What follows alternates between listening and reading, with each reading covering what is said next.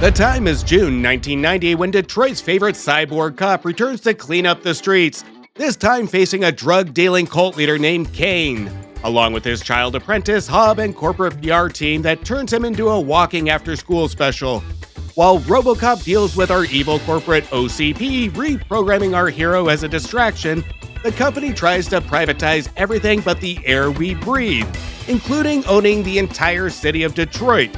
This go-around, Robocop faces more corporate greed, reprogramming a city under distress, a gun-wielding dangerous 12-year-old, and a drug lord turned cyborg. This week on Back to the Balcony, we discuss the 1990 sequel, Robocop 2. Gene Siskel and Roger Ebert, two titans of cinematic review. Sometimes right, sometimes wrong, but always captivating. Your hosts Antonio of the Cult-Worthy Cinema Podcast and Justin Henson of the Movie Wire are here to take you back to the balcony.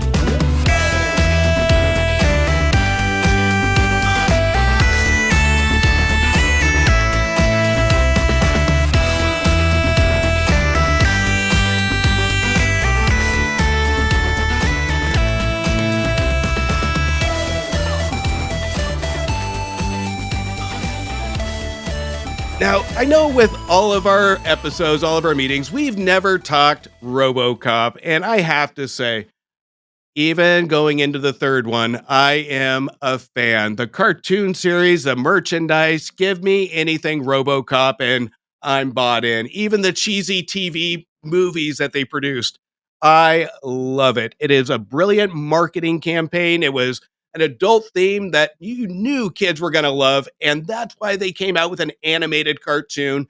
This is one of those that you snuck out of the room to watch because you knew you weren't supposed to watch it, but you're gonna. RoboCop 2 is still one of my go-tos. Yeah, RoboCop and Rambo, man. I'm going to say those are the two R-rated franchises that they really shoved down kids' throats in the 80s and early 90s, and I was all for it. I had all the Rambo toys and I had all the RoboCop toys because, yeah, I was a RoboCop stan. I was 7 years old when I saw the first one in the theater with my dad, and I was 9 years old when I saw this one in the theater with him too. And yes, okay, there is going to be that eternal argument that it is the inferior sequel, but you can only say that because the first one is so damn good that it's hard to compare anything to it. I personally think that RoboCop 2 kind of stands on its own for being different enough from the first one, but still existing in the same universe, but turning the volume up to like 15, right? Maybe even 20. The best thing about RoboCop 2 is that it doesn't even try to compete with the first one. It goes its own direction, and where the first one was cynical with the Reaganomics, right? The era of Reagan, the consumerism, the capitalism, the corporationalism. I mean, I've already talked about this 3 times on the Cult-Worthy in the last couple months of RoboCop on my political episode, on my episode with Josh Scar, and now we're talking about it now. It is kind of like holding a mirror, a satirical mirror to the face of society in 1987. But when RoboCop 2 comes out, think about what was big in 1990. It was the war on drugs. It was the DARE program. We had the video game Narc, where you were essentially a narcotics agent blowing up drug dealers in the street, right? And what RoboCop 2 does is it kind of holds the mirror up against the ridiculousness of the DARE program and almost dares to say that drugs are awesome in its RoboCop satirical fashion. And how does it do it? With crazy killer robots, a 12-year-old drug dealer kingpin, and just more violence, more anarchy, more blood, and some more humor. So yeah, I think RoboCop 2 stands on its own as a sequel that is just as good in theory, but maybe not as good in execution. And that's where I'm probably going to get a lot of flack because I hold these two at almost the same standard. I think it's really close. It's really close. Because I think you nailed it, is RoboCop 1 really did attack where the world was. It was almost a nightmarish thing for a kid, where it stood in the back of your mind saying, I hope we don't get to this point. I hope the world doesn't come to this. And it is a world where you almost feared after watching this movie going out of your house as a kid. But when we get into the second one, this is where it does a really great job, is that it stays with that commentary, because in the 90s, 1990, we had the spike in heroin. We had this huge thing that RoboCop 2, you can tell, really zeroes in on that type of addiction. And this is where that fear, it's a different type of fear mixed in with a sci-fi thriller or action, whatever you want to call it. But you add a child into it when you already brought it up, the war on drugs. This was huge at this time, where we have how drugs are affecting our youth, the dare to say no piece of it. You add a kid into a film with RoboCop surrounded around this very terrifying drug, and this is almost braver than the first film. Is it takes a brilliant and bold filmmaker and writer from Frank Miller, who was suffering from addiction at this point, I believe, to really go and give an example of this is what can happen. And it is a very dirty, gritty movie. And as a kid, this is something just as terrifying as the first one. We have where the world is in the first one, and this is where you can be in terms of drugs now. So both of them, I hold to the same kind of standard, is they go after a social commentary that is extremely bold, creative, and imaginative. You lose a little bit, I think, of humor in the second one, in my opinion, because we do have a heavy topic here. So I think this one is a lot braver than the first one.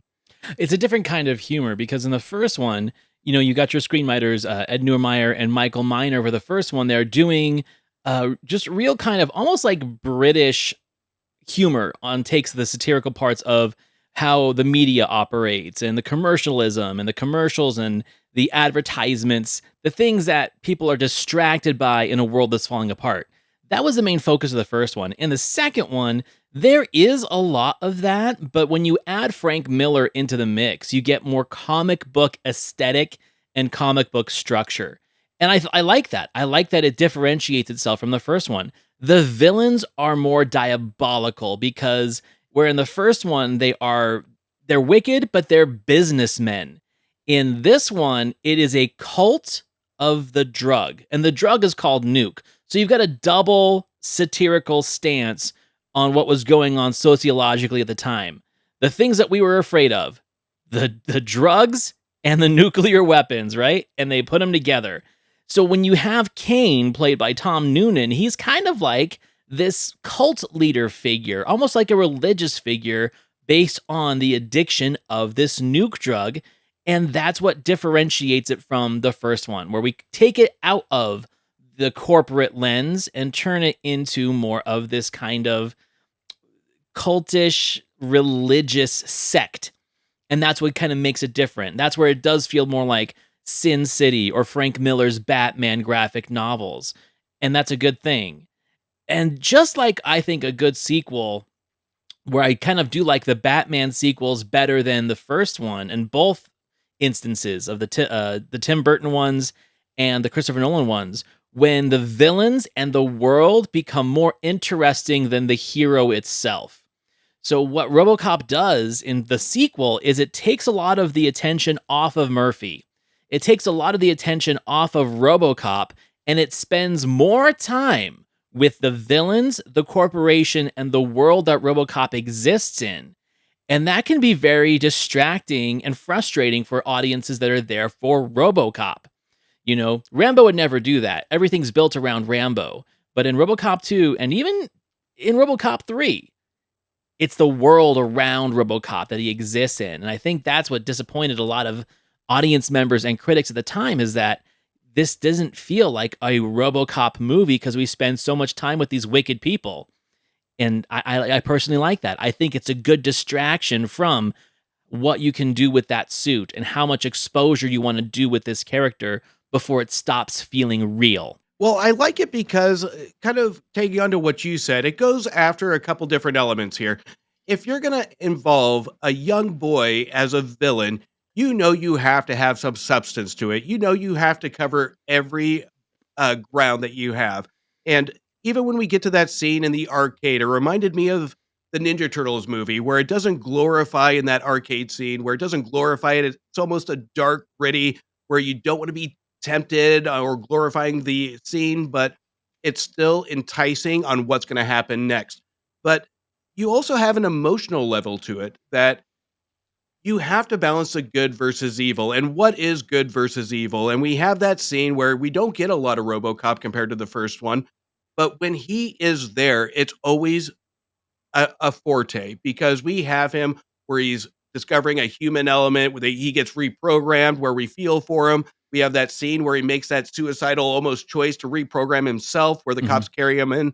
And there's an emotional level on both aspects between good and bad, even all the way when we go to the climax where we have the Hobbs scene of laying in the armored car. So all this is leading to something where Miller didn't want to have another RoboCop movie. He wanted to have an impact. He wanted a message to be told.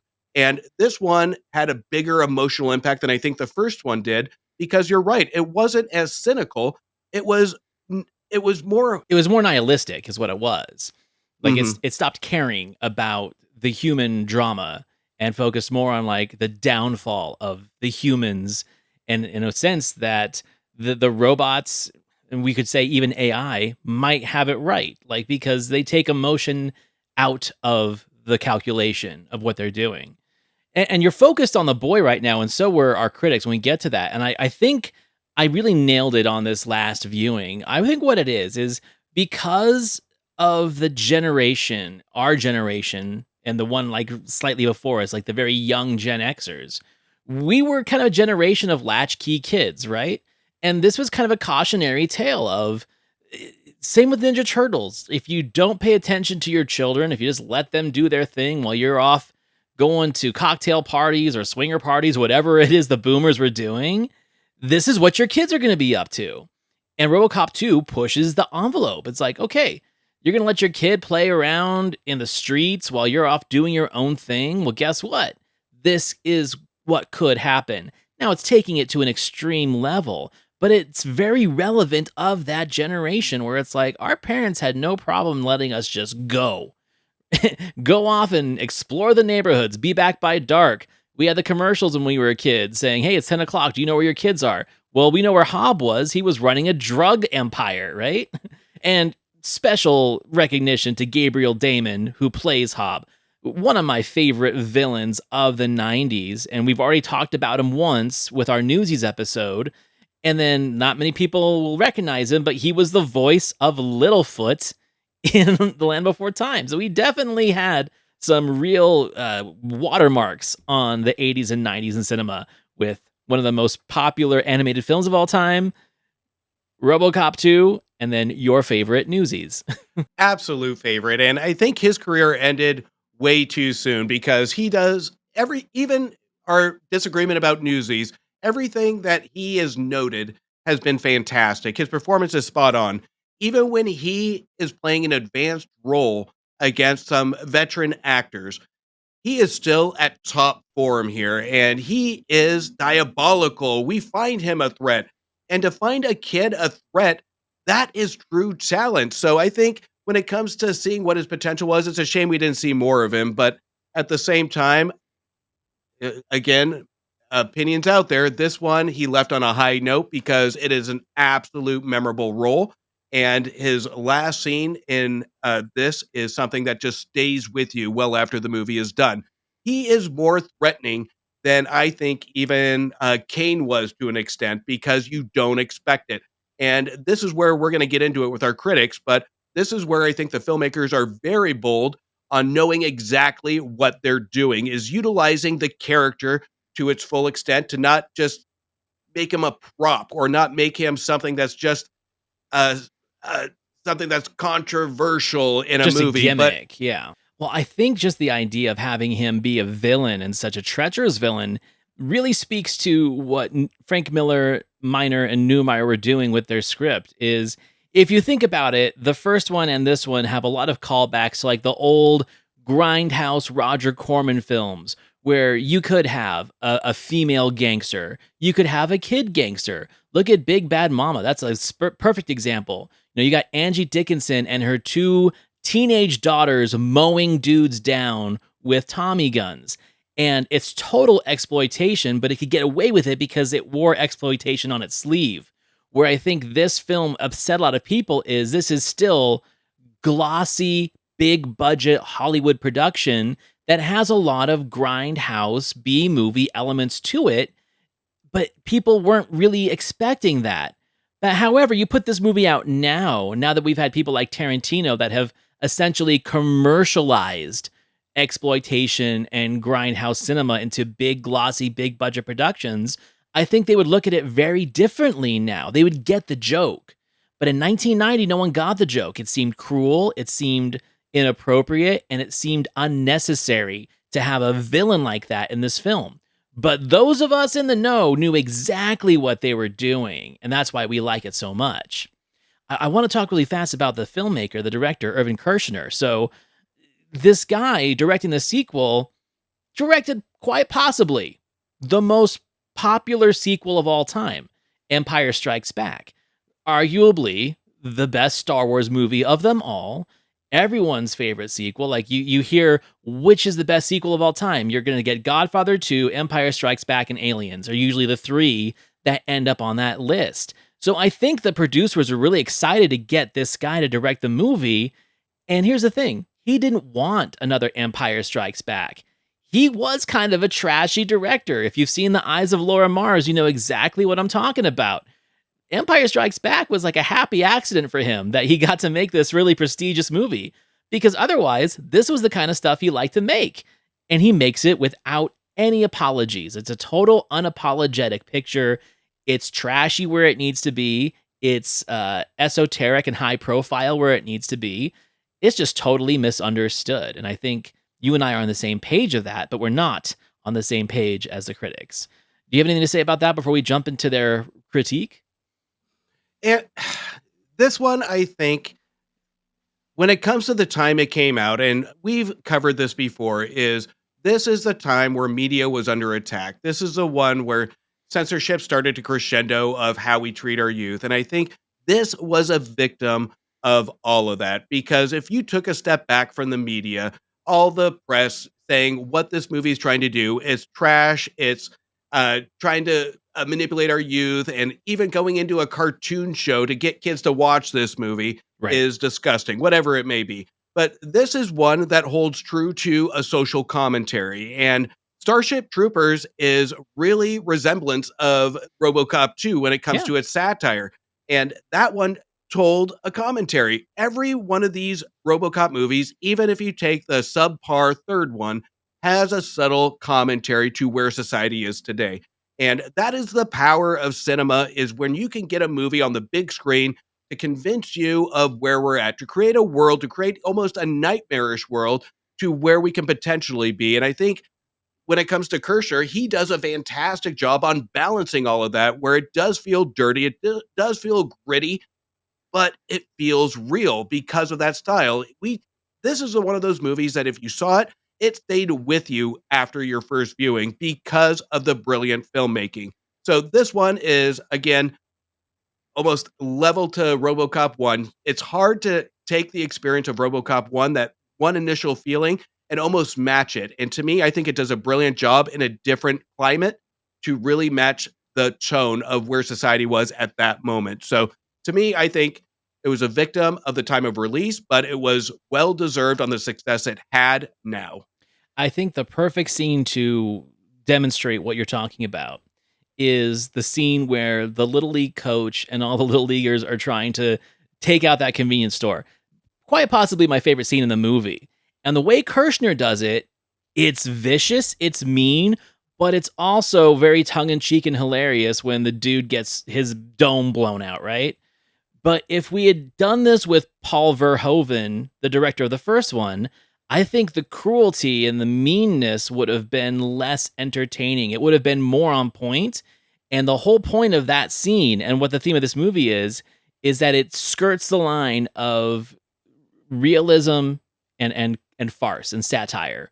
This one knew how to walk that line. And I think Verhoeven would have pushed it just a little too far into the realm of cruelty, which worked great in the first one, but this one had a different it was telling a different story. And I think Kirshner knew exactly what the story was and did it perfectly. So yeah, I agree with you that this filmmaker was the right guy for it. A guy who could appreciate a little trash with his, big budget movie, but also the willingness to defend it when studios came and try to pick it apart, right?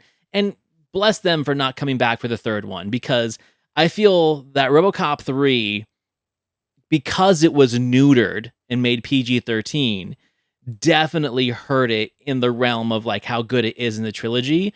It's still a really good story, and I still think there's a lot of good in that movie, but it had its balls taken away. And I guess justifiably so, because this one had more balls than the first one. And so sometimes when you go past that line, they're going to take some of your power away on your next go around. And that's what happened. It was absolutely an introduction to what audiences weren't ready for, going into the sunshine and rainbows of the Right. 90s, of what people really wanted to put their butts in seat. People wanted to feel good in a movie, not the satire or the reality of what could be. They didn't want a dystopian kind of world or fantasy, if you will. And I think that really did set a tone to where we're seeing in the next decade. And I'm sure that's going to be a conversation in a lot of different episodes going forward. Oh, for sure, especially with movies in the 90s. All right, so this one Roger brought to the episode. Our first movie is Robocop 2, and all during this movie I kept asking myself, how can a movie this violent and confused also be this funny? It's like there are two movies here. One is an hilarious satire on futuristic advertising, and the other one is an exercise in violence that really offended me with its portrayal of a young boy as a vicious killer. The movie begins with Detroit in still more trouble than it was in the last RoboCop movie, and Dan O'Hurley plays the billionaire who wants, in his words, to take the city private. I couldn't show you because the studio didn't include him in the scenes they supplied. Is a young boy named Hobb, who is played by Gabriel Damon, and is the right-hand man of the drug dealer. This is a kid who looks about 12, and he mows people down viciously with a machine gun and uses a whole lot of R-rated four-letter words. It really disturbed me to see this little boy in this violent role, and it disturbed me even more when I started to think about it, because RoboCop is rated R, but as everyone knows, kids do get into R-rated movies like this one, and even more of them will see it on home video. Was this 12-year-old criminal written into the movie to give the underage viewers someone to identify with? I'd like to think that wasn't possible, but I can't think of any other reason for such an unlikely, depressing, inappropriate, and distasteful script decision. Isn't any age group immune from violent cynicism? Tell us what you really think, Roger. Okay, I really want to hear what you have to say about his perception. Mine is pretty simple. This kind of goes back to the episode that we did about their violence against women in horror films episode, right? Where it felt like it was just really kind of a publicity stunt. They were really just kind of preaching to the, like you said, choir of censorship that was big in the 80s and 90s. Now, obviously, I feel like he did not enjoy the movie as much as he wanted to, but I feel like he is really going after the bait here. We have this young boy who's a villain, and for some reason, he thinks that if kids sneak into the movie theater and watch this performance, be it a cautionary tale and everything, the kid doesn't get away with it, it's going to motivate them to be little criminals. That's horseshit. 100% horseshit, because what annoyed me about the comment that he was offended. Wrong word. He wasn't offended. He felt bad. He felt uncomfortable. He didn't like what he was seeing. That's not being offended. That's being uncomfortable. He's not used to seeing this on a big screen, especially if he's comparing it to the previous film. This is something where 30 years plus, anybody listening, raise your hand if RoboCop encouraged you to commit violence, because me, it scared the shit out of me. And this underworld of crime doesn't encourage violence. It doesn't push kids to act in a way. This is where we go 3 decades later to prove these two wrong, because this is where censorship got it wrong, because kids did sneak into this movie. Kids did watch this movie. And you know what? Nothing happened. Nothing It happened. taught us nothing happened. it taught us something of morality where the filmmakers did it so well where it made kids scared shitless and made us feel uncomfortable, unlike Roger, where we didn't want to be part of that. And that's part of the power of cinema, is it shows specific examples if it's done well. And yes, it is violent. Yes, it is bloody. Yes, if you're a kid, you probably turned your eyes at the rib cage getting ripped open during the cop cutting scene. So if you were a kid and you just zeroed in on this and smiled, that's a whole different story. But this is one that I think over time, yet again, it's proven these two wrong. These two were such prudes when it came to violence, but they weren't prudes when it came to sexuality. Even when it was like sexuality with minors in question. Go back to the infamous Blame It on Rio episode. It's such a perfect timestamp of when this was. Because when I was a kid, people cared more about violence and language than they did about sexuality.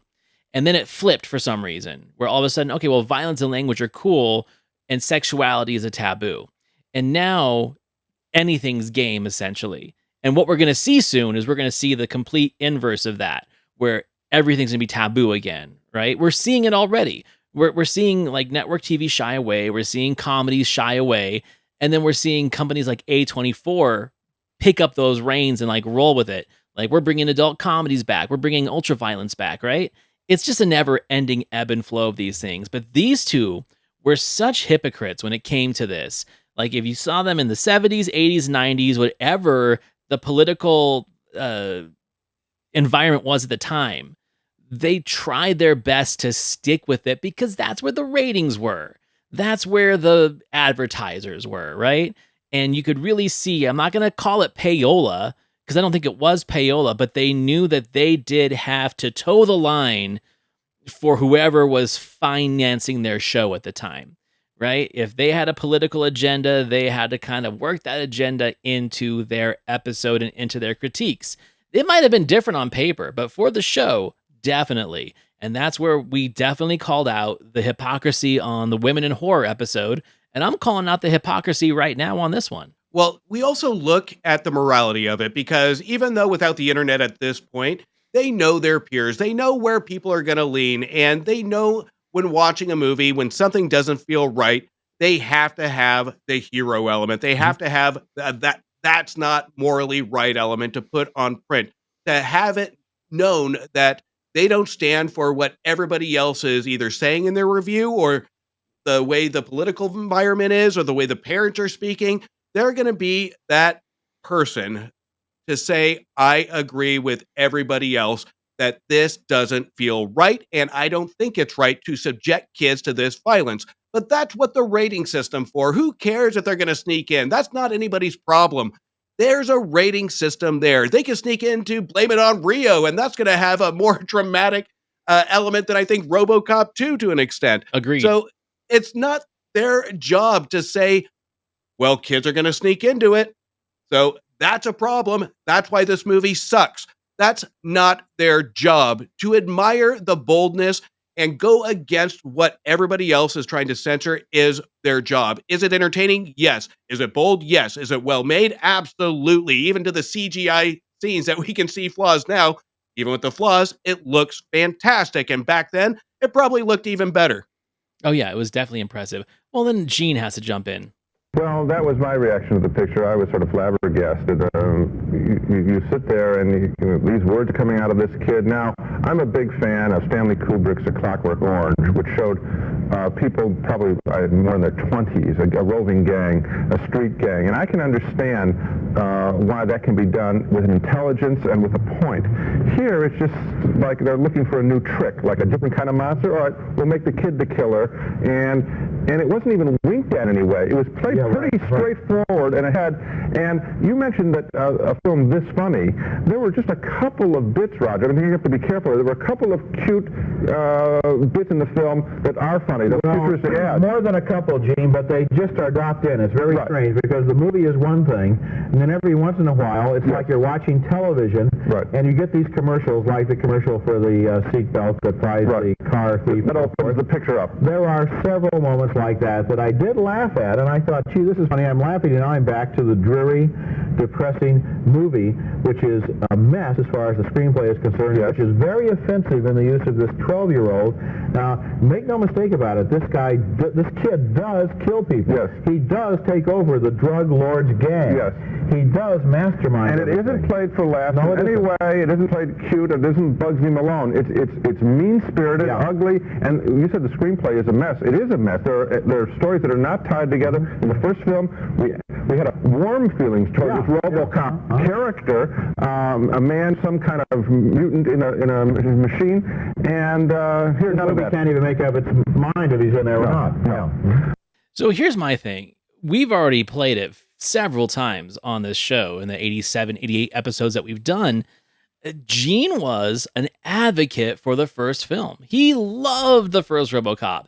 It was in his 10 best of that year. He's brought it up on multiple occasions when it talks about violence in cinema and how it can be justified based on the story. Now, like I said, this doesn't justify the violence the way the first one does. It glorifies it. But it glorifies it in the sense of it's elbowing you in the ribs, right? You're not supposed to like the violence, so here's a bunch of violence. It goes to like one of my favorite Tarantino quotes when someone asks him, why do you put so much violence in your movies? And he says, because it's fun. That's the whole point. There is an audience for this, and it's just not them. The fact that they spend the entire 3.5 minutes of discourse mostly talking about the boy, this character, Hobb, that's who really pissed them off. They don't talk about the effects. They don't talk about the new score that they put in the movie. They don't talk about Weller's performance of how he brings more humanity into RoboCop than he had in the first one. Like, there are so many things they leave on the table because they feel it's more worthwhile to harp about a 12-year-old kid with a machine gun for 3.5 minutes. The comment from Gene of, Roger, you need to be careful. And that slowly transitioned Roger into agreement, or from defense to agreement. And it almost seems like it changed his opinion. And you're absolutely right, is we have movies over movies. And I go back to The Element, where Roger gave 3.5 stars, I think, to Spider-Man 2. And he brought up the hero element of him being carried along the train. We have the same element here, and almost the internal feeling of being united is present. The hero element is present. And we have those factors here that really does shout a superhero movie of more human nature, not just violence. We do have, like I spoke to earlier, an emotional element here that our critics are ignoring. And again, Gene is going to focus on the kid being in there and the violence, which we all know he's against. Roger, I would have thought would have been a lot better than that to appreciate the hero element, stuck to his guns when it comes to the humor, because it does have some fun, silly moments to it.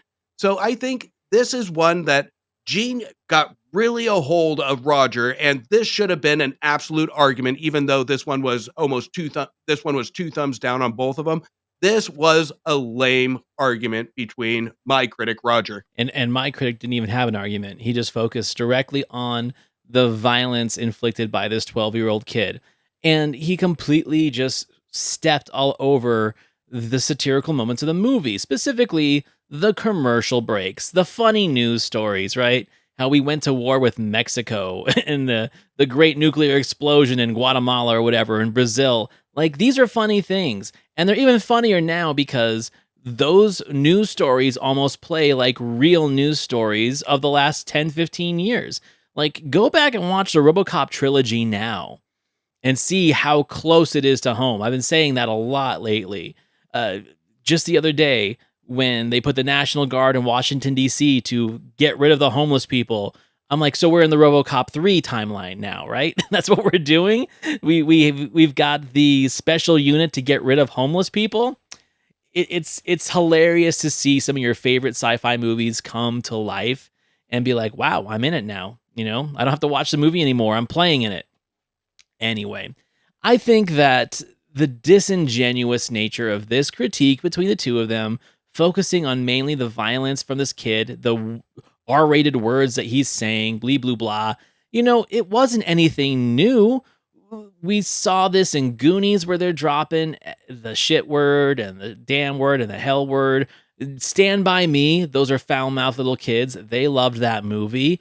This is nothing new. I think the fact that because it has a cruelty behind it, that's the train they're jumping on. Where this isn't a precocious youngster or a mop top like Gene likes to say. This is a villain, and they just don't like this kid being a villain. And they're just letting that take over the entire critique of the film. Recipe for a negative review from Gene is going to be you have a kid villain. We've seen it time and time again from The Good Son, et cetera, et cetera. It's going to bomb in his review. And it's when we have episodes like this, it's going to be, honestly, my opinion of Roger going up to bat for movies like this. And that's where my disappointment is to see beyond just having something as bold or unique, if I were to say that at this time, of having a kid villain that isn't a violent movie. And I'm not justifying violence, but at the same time, there's a difference between violence and creativity and how it's balanced. And here it is balanced well. It has all these elements from thriller to a cop action to just sci-fi, and it balances it all well. So to me, it is almost a tragedy that these two can't even nitpick a couple good elements out of this. And when one of our critics actually does, he gets that pressure of the phrase, "Be careful, Roger," and he folds. That is almost a disgrace in a critique when it comes to a movie. Go up to bat for, even if it's a 1.5, 2-star, there's an element there that you can defend against a critic that only has a critique of a boy creating violence, a boy that's violent. And that's my gripe that I've been speaking on this entire episode, because that review stays in the back of my mind as just something that drives me nuts. So, I mean, this is a very easy score for me. This is a terrible critique. It's not good journalism. It brings no intelligence or good discourse to the conversation. It is literally just him complaining about a 12-year-old boy that swears and kills people. So for that, he gets an F. It's a bad review. 100%. And Roger, I'm back and forth on it, because rightfully so, he goes into some elements that do work. And I can't score him on the back half of the debate, but he does go, there are some funny moments to it. He did like some pieces to it. So, I mean, I will give him that. But I have to say that this is one of my more disappointing debates between these two, because of the exact elements is he doesn't defend his stance of what he started the review with. He ended the review with, yes, yes, yes, in a complete agreement with Gene. And he knows that's not right. He's a smart guy. He knows there's a lot of elements that work, as he said in the beginning of his review. So, but again, I have to be fair. So in the beginning of the review, started somewhat strong, but just tainted at the end. So I have to meet him in the middle at just a solid 2 stars. Yeah, I don't remember this critique. I don't think I ever watched it. So after watching the movie again and appreciating it as always, like I watch this movie at least once a year. I can't watch the first Robocop without watching Robocop 2 and 3. It just kind of is what it is. Same with Rambo, same with all the Rockies, same with Aliens. I just can't watch one. I have to watch all of them. So this does get some good play at my house. I think that at the end of the day, it's not as good as Robocop, but it fits perfectly with Robocop. 3, give or take, you don't need 3. It's there, but you don't need it. But it's a very underrated sequel. I've got other underrated sequels to bring to the table too. I'm going to leave those for later, but there are some that I feel are very similar to this, where just because it wasn't the exact formula of the first one, it wasn't given the credit that it was due. Because creatively and filmmaking wise, technically speaking, the movie's amazing. And I don't think that anyone can take that away from me in my terms of appreciation for the movie. It's rare that movies of the 80s and early 90s that became sequels got the same critique from these two. We had it from Ghostbusters 2. Right. It wasn't like the first one. So this one, if you have the high standard and you're not open to something a little bit different or a different feeling. It's not a standard popcorn flick that we saw. This was released in June. This isn't a good, they wanted something of the first one to entertain going into the summer, and that's not what they got, because this movie doesn't make you feel good. It makes you feel a little icky, but it still entertains, and they weren't ready for the ickiness of a RoboCop sequel. All right, so good conversation. So next week, as we kind of get closer to spooky season, I'm bringing one last little bit of joy and happiness. I am bringing to the show Baby's Day Out, starring Joe Mantegna and Joe Pantoliano and Laura Flynn Boyle, and one of the most precocious babies you've ever seen on screen, directed by Patrick Reed Johnson, one of my favorite like underground directors. And this is going to be a real fun one, because did the critics like it or did they not? We're going to have to wait and see. Never in my time knowing you would I have ever thought you would bring Baby's Day Out. So this should be a fantastic conversation. To me, this is the same as the Cop in the Half conversation, right? Like this is going to be an episode where it's like, you like that movie? And then you find out lots of people actually like the movie. I don't know your opinion on it, but we're going to wait till the episode to find out. So everyone, thank you for watching, listening. Please rate, review, like, subscribe to our YouTube channel and anywhere podcasts are found. You can find me, Antonio, of the Cultworthy Cinema Podcast over at thecultworthy.com.